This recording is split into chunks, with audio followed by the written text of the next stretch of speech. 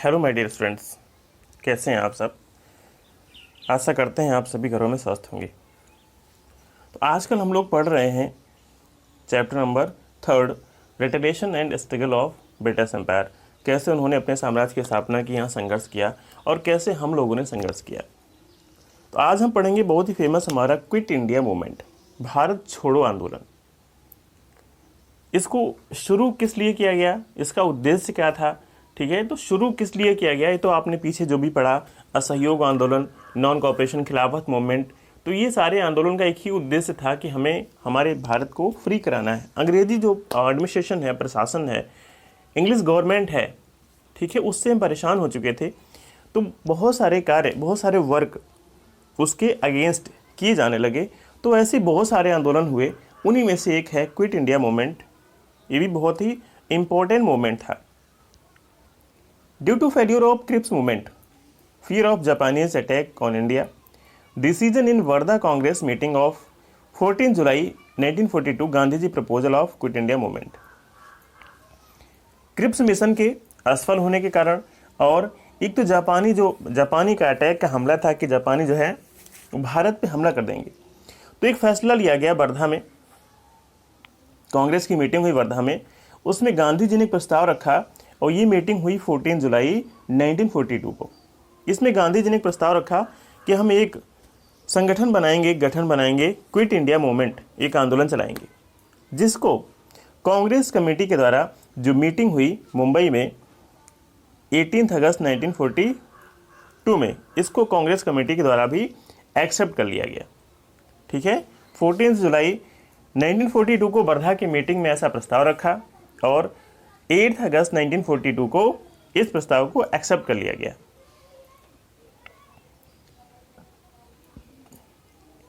Gandhi ji said, Gandhi ji ने कहा, I am giving a short मंत्र टू ऑल ऑफ यू। हम आपको एक बहुत छोटा मंत्र दे रहे हैं। कौन सा? डू और डाई, ठीक है।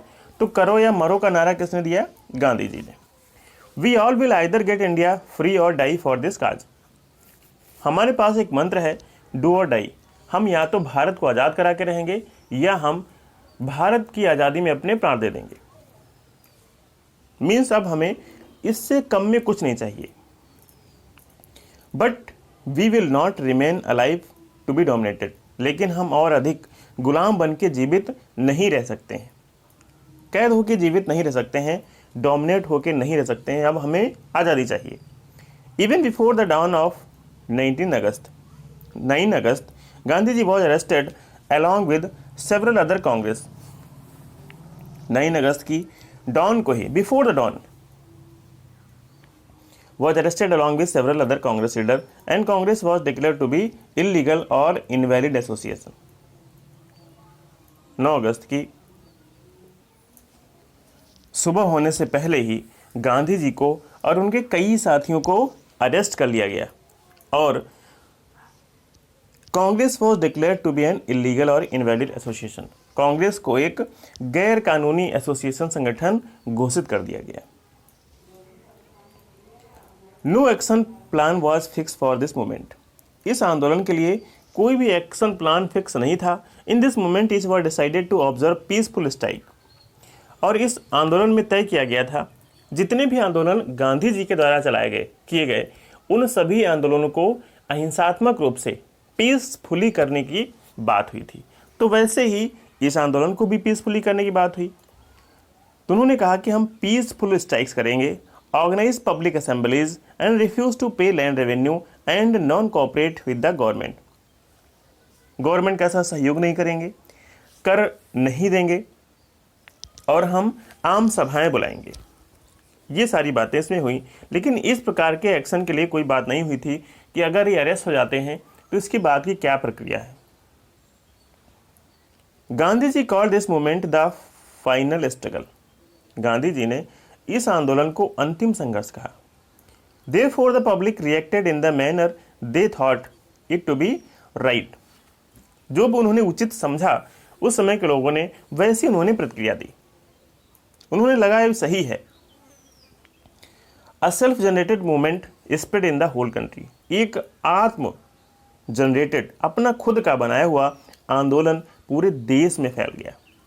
लोगों के अंदर खुद ऐसी एक भावना जागृत हो गई कि हमें अब फ्री ही होना है।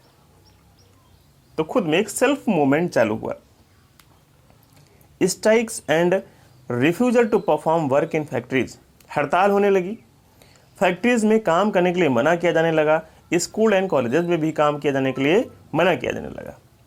Police station, post office and railway station पर अटैक, पुलिस स्थानों पे, जो थाने थे उन पे, पोस्ट ऑफिस पे और रेलवेज पे हमले होने लगे। Most of the leaders of Congress Socialist Party manage to save themselves from being arrested, बहुत से ऐसे कांग्रेसी लीडर हुए जिन्होंने अपने आप को अरेस्ट होने से बचाया। दीज लीडर्स रिमेन्ड अंडरग्राउंड, और ये जो लीडर्स थे अंडरग्राउंड हो गए एंड कंटिन्यूड द मूवमेंट, और आंदोलन को वहीं से छिप छिप के चलाते रहे। अमॉन्ग सच लीडर्स, ऐसे ही नेताओं में कौन कौन से लीडर्स थे जो अंडरग्राउंड हो गए? Jayaprakash Narayan, Ram Manohar Lohia, Achyut Patwardhan, Ramanand Mishra and S M. Joshi were prominent. ये कुछ महत्वपूर्ण लीडर थे, ये अंडरग्राउंड हो गए और छिप छिप के वहीं से इस आंदोलन को चलाते रहे। Jayaprakash Narayan played an important role in this movement. Jayaprakash Narayan ने इस रोल में बहुत ही महत्वपूर्ण, इस आंदोलन में बहुत ही महत्वपूर्ण रोल प्ले किया। Aruna Asaf led this movement successful in Mumbai. इस आंदोलन को अरुणा आसिफ अली ने मुंबई में सफलतापूर्वक चलाया। The revolutionaries of this movement were also successful in forming a parallel government at various cities. और इस आंदोलन के जो क्रांतिकारी थे, इन्होंने कुछ successful in forming a parallel government at various cities, अलग अलग सिटीज़ में कुछ समानांतर गवर्नमेंट्स बनाई, टाउन्स, कस्बों में एंड विलेजेस, गाँव में। This movement was also crossed, इस आंदोलन को भी क्रश कर दिया गया, दबा दिया गया, खत्म कर दिया गया। During firing in this movement more than 10,000 people were killed. इस आंदोलन में फायरिंग के दौरान 10,000 से भी अधिक लोग मारे गए। The revolting villages had to pay a large amount as a fine. ऐसे गांव जो आंदोलन कर रहे थे उनको एक बहुत बड़ा अमाउंट दंड स्वरूप देना पड़ा। The government blamed Gandhi ji for the violence. सरकार ने गांधी जी को इसके लिए जिम्मेदार ठहराया, उन पर आरोप लगाया। That took place during this movement, जो भी इस घटना के दौरान हुआ इसके लिए गांधी जी को जिम्मेदार ठहराया गया। This movement pave the path of independence of India. इस आंदोलन ने भारत में एक आज़ादी का रास्ता बनाया। It infuse the spirit of bravery, excitement, strength and sacrifice for the nation among the Indians.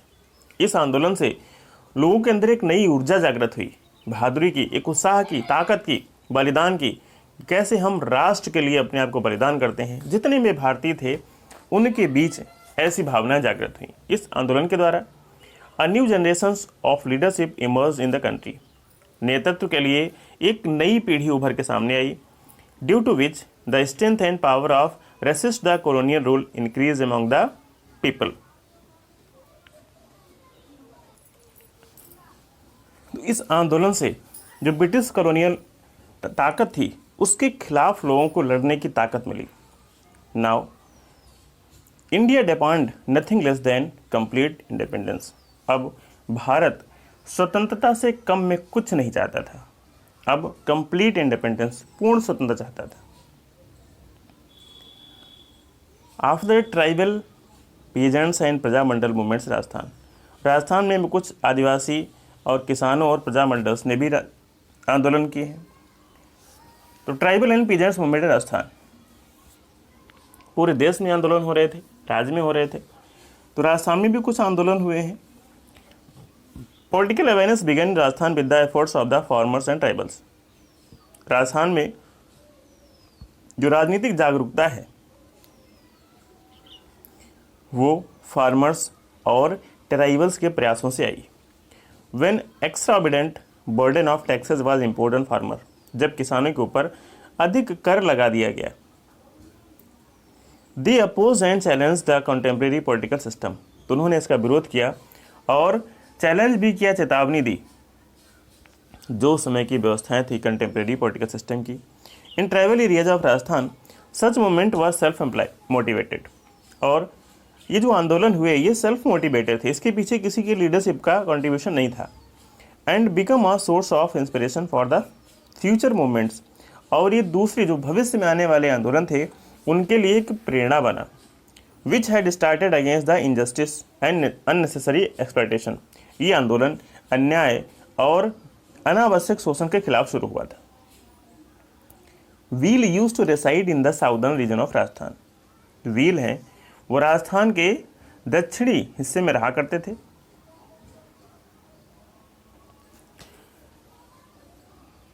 Mainly Dungarpur, Mewar, Pratapgarh, और मुख्य रूप से रहते कहाँ थे?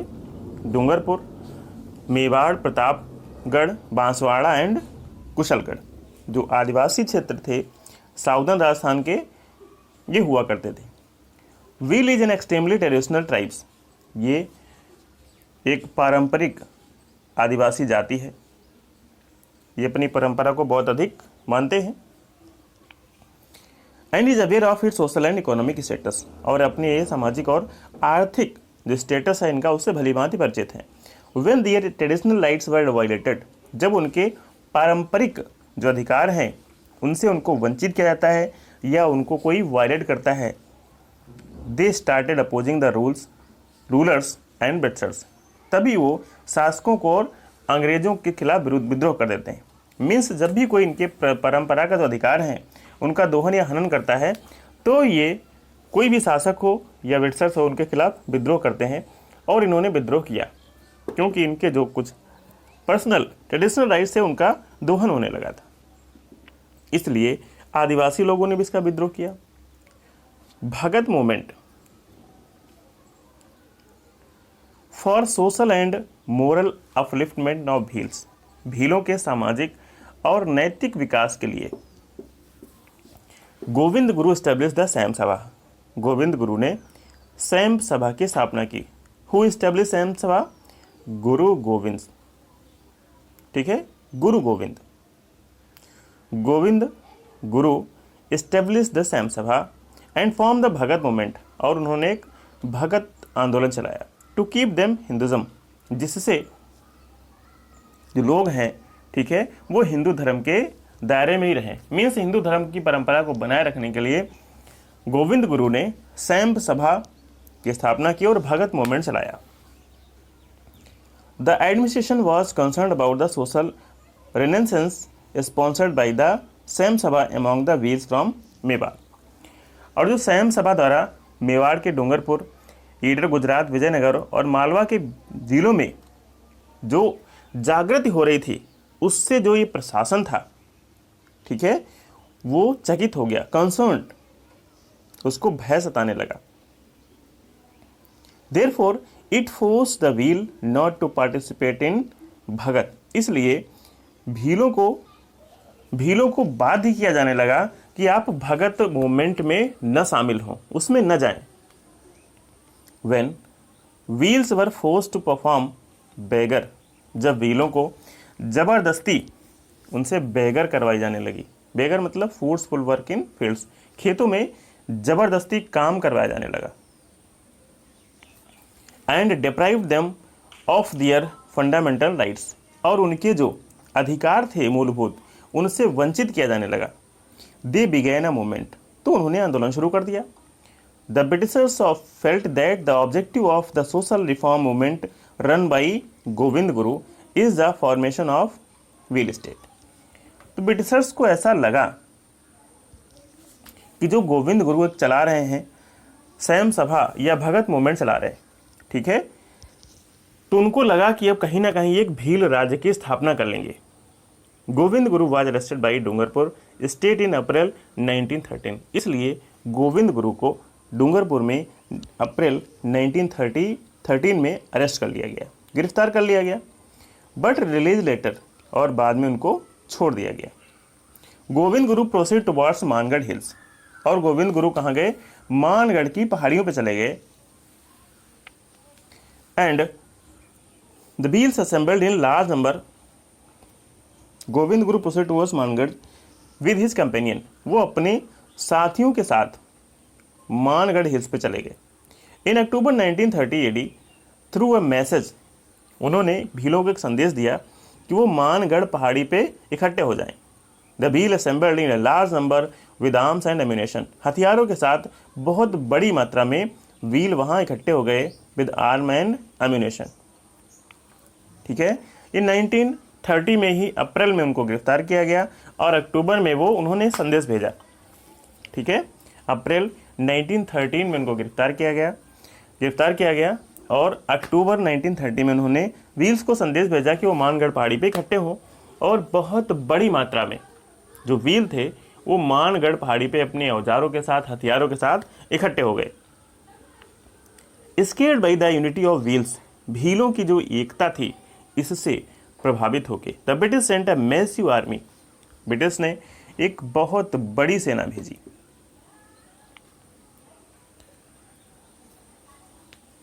And that reach the Mangarh hills and open fire, और ये सेना कहाँ पहुंची? मानगढ़ पहाड़ियों पे पहुंची और उस पर फायर खोल दिया वीरों पे, उनको तितर बितर करने के लिए, इधर उधर करने के लिए। Order to disperse him. According to official estimate, एक ऑफिशियल अनुमान के अनुसार 1500 व्हील्स वर किल्ड, लगभग 1500 व्हील मारे गए। Thus the Bhagat movement was crushed mercilessly. इस प्रकार जो भगत मूवमेंट था उसको बहुत ही निर्दयतापूर्वक या निर्मयतापूर्वक कुचल दिया गया। And Govind Guru was sentence to 10 years of imprisonment. Govind Guru को 10 साल के कारावास की सजा सुनाई गई। तो इट्स अबाउट भगत मूवमेंट, भगत आंदोलन। ठीक है, इसका लीडरशिप कौन था? गोविंद गुरु। फिर आता है एक ही मूवमेंट, जिसको हम एक ही आंदोलन भी कहते हैं। Even after crushing the Bhagat movement, यद्यपि भगत मूवमेंट को खत्म कर दिया गया या कुचल दिया गया, the government policies against the wheels continued, फिर भी जो सरकार की नीतियां थीं व्हीलों के खिलाफ वो निरंतर जारी रही। In 1917 the Bhil and Garasia jointly sent a letter to Maharana.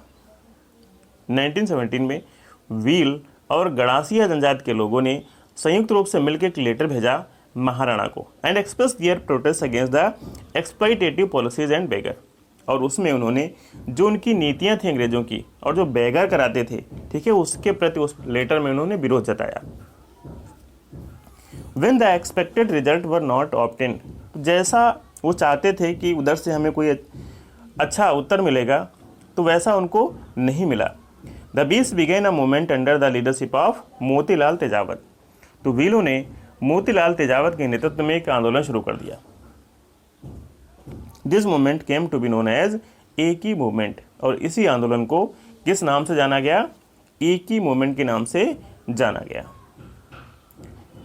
तो ये हो गए व्हील्स मूवमेंट या एक ही मूवमेंट, जिनको हम ट्राइबल मूवमेंट्स कहते हैं। ठीक है, फिर कुछ हुए हैं पीजनर्स मूवमेंट, किसानों ने भी कुछ आंदोलन किए राजस्थान में। तो जो ट्राइबल मूवमेंट राजस्थान में हुए, ठीक है, तो वो कौन कौन से हुए? दो, एक आपका एक ही और एक भील। और जो भारत में बहुत सारे हुए उसमें अपने सांथाल, सन्यासी, कोल, ठीक है, तो ये हुए हैं। तो ये डिफरेंस आपको लर्न रखना है, जो भारत में हुए हैं ट्राइबल मूवमेंट्स और राजस्थान में हुए। नेक्स्ट है peasants movement of Rajasthan. The political, social and economic structure of Rajasthan was federalistic. Bharat का जो राजनीतिक, सामाजिक और आर्थिक जो संरचना है वो कैसी है? फेडरलिस्टिक, सामंतवादी रही है। This structure was 3 tier in which rulers, jagirdar and farmers were included. और ये जो ढांचा है, स्ट्रक्चर है, ये 3 स्तरीय था। इसमें कौन कौन शामिल था? 3 स्तरीय ढांचे में रूलर्स, जागीरदार एंड फार्मर्स, इस 3 स्तरीय ढांचे ये लोग शामिल थे। This system was based upon the mutual coordination of all this people.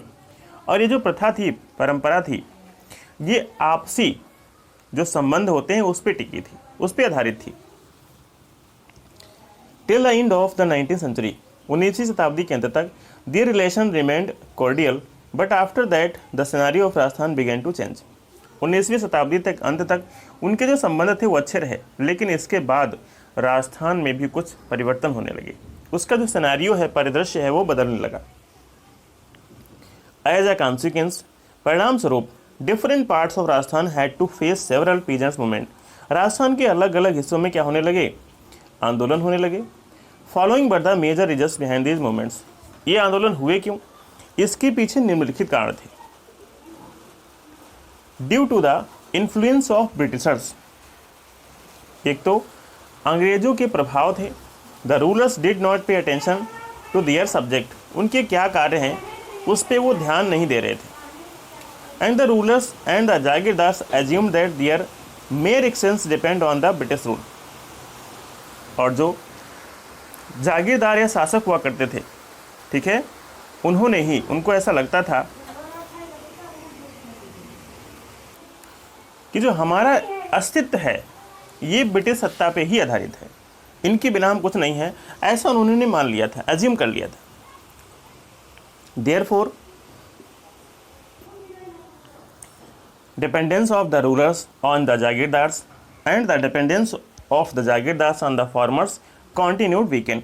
इसलिए शासकों की निर्भरता जागीरदारों पर और जागीरदारों की निर्भरता कृषकों पर ये धीरे धीरे कमजोर होने लगी, समाप्त होने लगी। दूसरा कारण, in addition to with collective excessive revenue the begar and lagan taken from the farmers were increasing significantly. एक तो राजस्व अधिक वसूलने के साथ साथ फार्मर से वो क्या करा देते थे? बेगारी करा देते थे, और जो लगान पड़ता था उसमें बहुत अधिक वृद्धि कर देते थे। In some states the number of such tax were even more than 300। कुछ राज्यों में तो इन लोगों की संख्या 300 से भी अधिक थी जो लगान ले रहे थे ऐसे लोगों की। Next reason, in this period the number of agricultural labours increase significantly. इस दौरान जो एग्रीकल्चर लेबर्स थे उनकी संख्या में बहुत अधिक वृद्धि हुई। As many people dependent on agriculture after being displaced from the other occupation, क्योंकि उनको दूसरे जो उनके व्यवसाय थे उनसे अलग कर दिया गया था, उनसे हटा लिया गया था, इसलिए अब अधिक से अधिक लोग कृषि पे डिपेंड करने लगे थे। Due to this increase in number of agriculture labours the jagirdar started action more arrogantly. इसीलिए जो जागीरदार थे वो बहुत ही कठोरता से पेश आने लगे थे, क्योंकि मजदूरों में बहुत अधिक वृद्धि हो गई थी इसलिए। Next reason, the swing out in agriculture price was not beneficial for the farmers. जो कृषि के उत्पादों में थी वो गिरावट या इजाफा दोनों ही किसानों के फेवर में नहीं थे, ये लाभकारी नहीं थी। Swing out in agriculture price was not beneficial for the farmers, ठीक है, कम भी हो रहे थे ज़्यादा, तो दोनों ही तरीके से किसानों के लिए बेनिफिशियल नहीं था। Due to decline in prices the saving of the farmers was reduce, whereas in case of increasing prices they could not get any profit because the jagirdar used to collect land revenue from them in the form of commodities। तो price decline होने के कारण उनकी जो बचत होती थी वो कम हो जाती थी और कीमतें बढ़ जाती थी, तब भी उनको लाभ नहीं होता था, क्योंकि जो जागीरदार था, ठीक है, वो कमोडिटीज के नाम पे जो सुविधाएं हैं उनके नाम पे अधिक कर वसूल लेता था। After adopting the British administration system, British प्रशासनिक व्यवस्था अपनाने के बाद the kind and paternal outlook of jagirdars towards the farmer changed. जब अंग्रेजी प्रशासनिक व्यवस्थाएं हो गई, उनको अपना लिया गया, तो जो सामंतों के प्रति उदारवादिता थी किसानों की, ठीक है, उसका नज़रिया बदल गया। उसके फलस्वरूप परिणाम स्वरूप कुछ आंदोलन हुए। उसमें आता है first one is Bijolia peasants movement, जो भीलवाड़ा में हुआ। Bijolia peasants movement was a Pioneer of other peasants movement of Rajasthan. Rajasthan में जितने भी आंदोलन हुए हैं उन किसान आंदोलनों में ये सबसे अग्रणी रहा है, आगे रहा है, पायनियर रहा है। Most of the farmers of this region were from Dhakad caste. इस क्षेत्र के जितने भी किसान थे आंदोलन करने वाले, वो लगभग कौन सी जाति के थे? धाकड़ जाति के। In 1894 AD till the time of death of Rao Govind Das, 1940 AD से गोविंद राव दास की मृत्यु तक, the farmers were not extreme opposition of jagirdar. उस समय तक जागीरदारों से उनको, किसानों को कोई भी खिलाफत नहीं थी, कोई शिकायत नहीं थी। But in 1894 the newly appointed jagirdar Krishna Singh, लेकिन गोविंद दास की मृत्यु के बाद एक नया जागीरदार की नियुक्ति हुई कृष्ण सिंह की 1894 में। Introduce several changes in thikana and jagir policies. तो उन्होंने बहुत सारे परिवर्तन किए। जो ठिकाने की नीति हुआ करती थी और जागीर के प्रबंध हुआ करते थे, उसमें बहुत सारे परिवर्तन किए। In this time around 87% of the income of the farmers was taken away by the jagirdars. इस दौरान लगभग 84 टाइप्स के जो टैक्सेस हुआ करते थे वो लगा दिए, और उनका 87% जो इनकम, आय का हिस्सा होता था, ठीक है, वो जागीरदारों को चला जाता था। Even after this they were force to do additional begar. इतना सब देने के बाद भी उनसे अलग से बेगार करवाई जाती थी, अलग से मजदूरी या फोर्स लेबर करवाया जाता था। In 1897 AD during the death feast of Gangaram Dhakar's father in village Girdharpur, thousands of farmers openly discussed their grievances and informed the Maharana of Mewar about their condition। 1897 में गिरधरपुर गांव था, उसमें गंगाराम धाकड़ के पिता की मृत्यु हो गई थी, तो उसके अवसर पे एक मृत्यु भोज का आयोजन किया गया 1897 में। तो उस भोज में हजारों लोग इकट्ठा हुए, तो उन्होंने उनको क्या तकलीफ है, क्या समस्याएं हैं, उन पे खुल के चर्चा की, और महाराणा को भी उन्होंने इस बात से अवगत कराया about their condition. After hearing it the Maharana appointed an assistant revenue officer named Hamid Hussain. इन सब जो बातें उन तक पहुंची, इनको सुन के उन्होंने एक नए असिस्टेंट रेवेन्यू ऑफिसर की नियुक्ति की, हामिद हुसैन को, to examine the complaints related to the land revenue. जो शिकायतें आ रही थी उनके परीक्षण के लिए, जो लैंड रेवेन्यू था उसको लेके जो शिकायतें आ रही थी, कंप्लेंट्स, उसके परीक्षण के लिए, एग्जामिन के लिए उन्होंने एक assistant revenue officer Hamid Hussain की नियुक्ति की। ओके, तो लैंड रेवेन्यू और बेगर के खिलाफ क्या समस्या है, क्या प्रॉब्लम्स है, इसके लिए एक नियुक्ति की गई हामिद हुसैन की। Hamid Hussain reported against the state in महकमा खास। हामिद हुसैन ने जो थिकना आया बेगर हुआ करता था या एक्सेस लगान वसूले जाते थे, इनके खिलाफ महकमा खास में एक रिपोर्ट प्रस्तुत की, बट विदाउट एनी रिजल्ट। लेकिन उसका कोई भी परिणाम नहीं निकला। The state instructed the state to reduce merely 1 or 2 tax. State ने निर्देश दिए कि 1 या 2 प्रकार के जो कर हैं मुश्किल से उनको खत्म कर दिया जाए, रिड्यूस कर दिया जाए। This increase the influence of Rao Krishna Singh. इससे जो राव कृष्ण सिंह था उसका प्रभाव, हौसला और अधिक बढ़ गया। किसानों की जो कंडीशन थी वो जस की तस रही। The situation of Bijolia farmers was already miserable due to various types of taxes. जो बिजोलिया के किसान थे उनकी दशा पहले से ही खराब थी, क्योंकि उनसे अधिक कर वसूला जा रहा था। एंड सेवियर फेमाइन, और उसके ऊपर से अकाल, जिसको छप्पनिया अकाल कहा जाता है,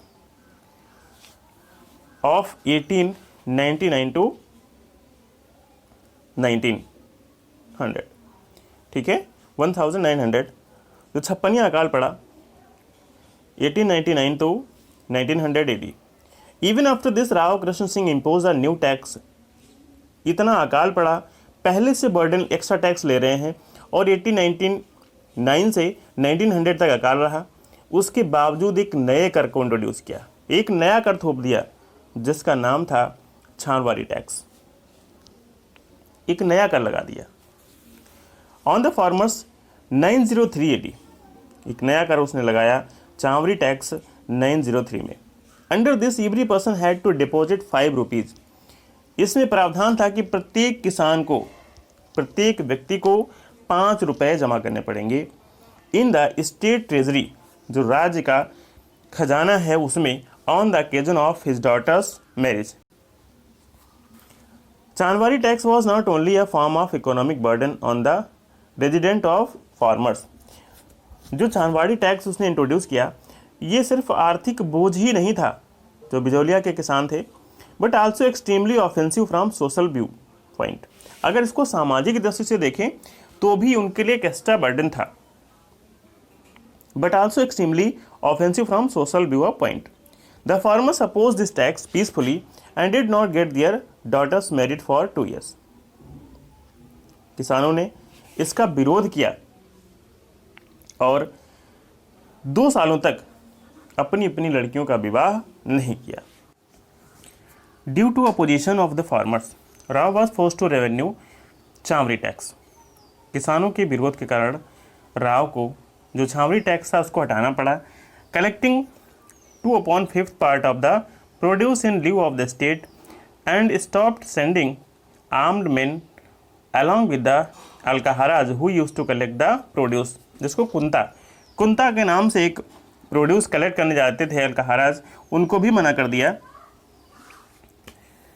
इन 1906 AD, the newly appointed jagirdar Prithvi Singh of Bijolia.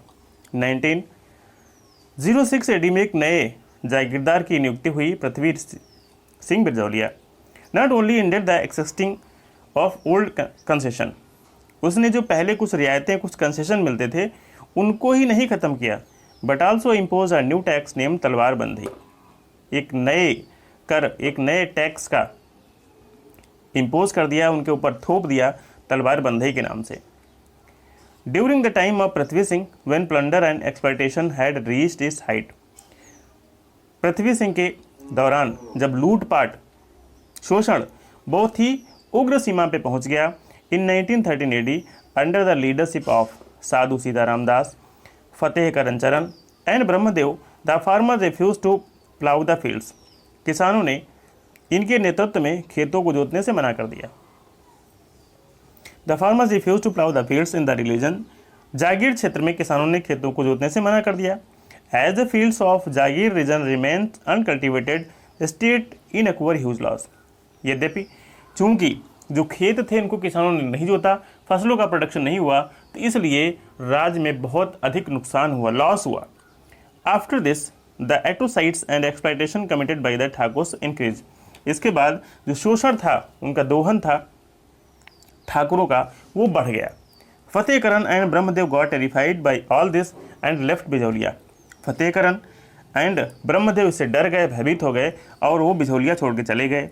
And Sadhu Sitaram was deprived of his job in the library. और साधु सीताराम दास को उनको लाइब्रेरी की नौकरी से निकाल दिया गया। आफ्टर बीइंग इन्वाइटेड बाई साधु सीताराम दास, विजय सिंह पथिक लेड द मूवमेंट। साधु सीताराम के इनवाइट कराने के बाद, उनके निमंत्रण के बाद विजय पथिक ने इस आंदोलन का नेतृत्व किया। In 1917 AD on the day of Hariyali Amavasya, 1970 में हरियाली अमावस्या के दिन, he formed association name Uparmal Panch board.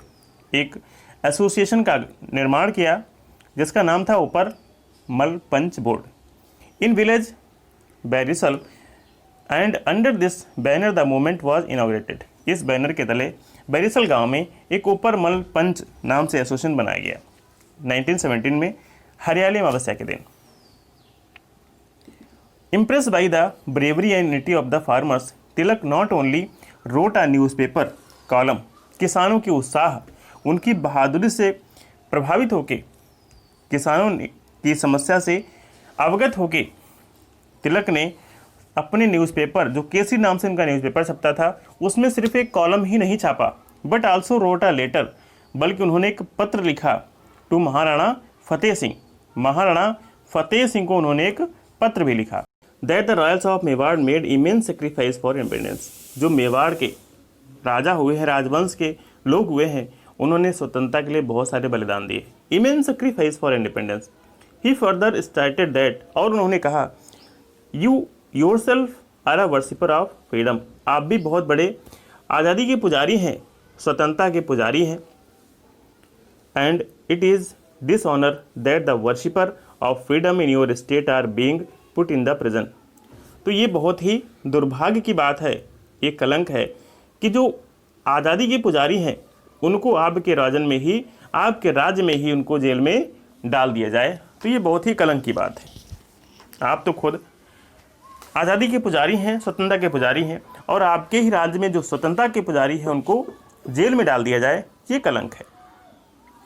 On one hand, in order to revive the Bijolia farmers, एक तरफ जो बिजोलिया फार्मर्स थे उनको रिवाइव करने के लिए अ सॉन्ग, जिसको पंछीरा कहा गया है, कंपोज बाई मानिकलाल वर्मा, एक पंछीरा नाम का जो सॉन्ग है वो मानिकलाल वर्मा के द्वारा कंपोज किया गया।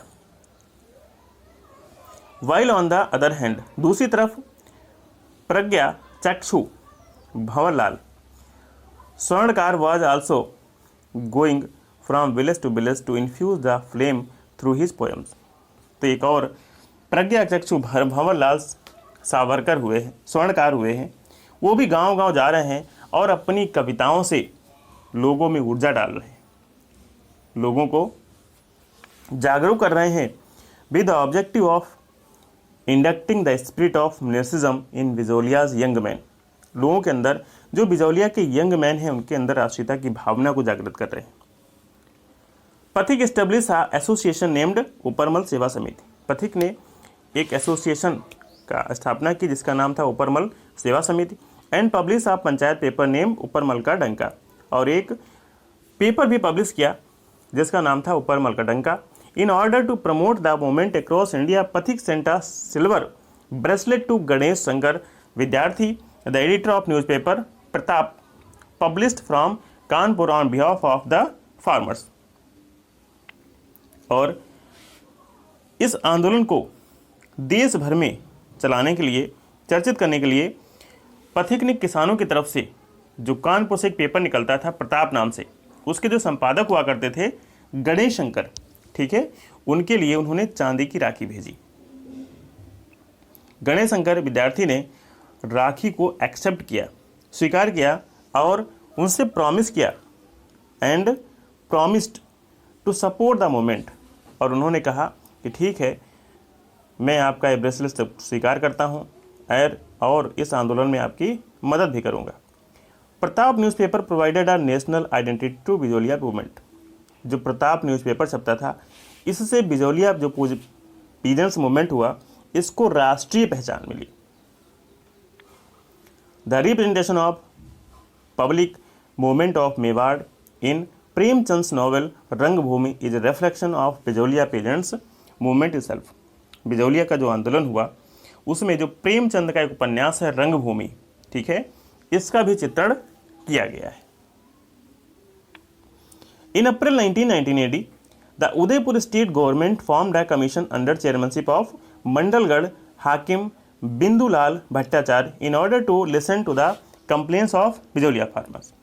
उदयपुरा सरकार ने अप्रैल 1919 AD में बिजोलिया के जो किसान हैं उनकी क्या समस्याएं हैं, क्या शिकायत हैं, इसके लिए उन्होंने मंडलगढ़ के जो हाकिम हुआ करते थे बिंदुलाल भट्टाचार्य, उनकी अध्यक्षता में एक कमीशन का गठन किया, आयोग का गठन किया कि जो किसान हैं बिजोलिया के, इनको क्या समस्याएं हैं। इन समस्याओं को सुनने के लिए अप्रैल 1919 में एक कमीशन का गठन किया गया। किसकी अध्यक्षता में? बिंदुलाल भट्टाचार्य की अध्यक्षता में। The commission advocate various recommendation of for the benefits of the farmers. इस कमीशन ने बहुत सारी जो मांगे थी किसानों की, सिफारिशें की जो किसानों के हित में थी, लेकिन जो मेवाड़ गवर्नमेंट थी उन्होंने इस तरफ कोई भी ध्यान नहीं दिया Mewar government did not pay attention to them. The movement continued, आंदोलन जारी रहा। टू फंक्शन एज यूजुअल, और कार्य जैसे होते रहे वैसे ही होते रहे। Officer of the foreign ministry of India government believe that a quick aliens should be made with the Bijolia किसान पंचायत। जो ऑफिसर थे फॉरेन मिनिस्ट्री के, उन्होंने कहा कि जल्दी ही हम एक एलियंस करेंगे बिजौलिया किसानों के साथ। Otherwise the peasant movement may take up violent from in Rajputana, नहीं तो ये जो बिजौलिया पीजेंट मूवमेंट है ये जल्दी ही एक आंदोलन है, ये बहुत ही उग्र हो सकता है। राजपुताना में जो किसान आंदोलन कर रहे हैं ये बहुत ही उग्र हो जाएगा, बढ़ जाएगा।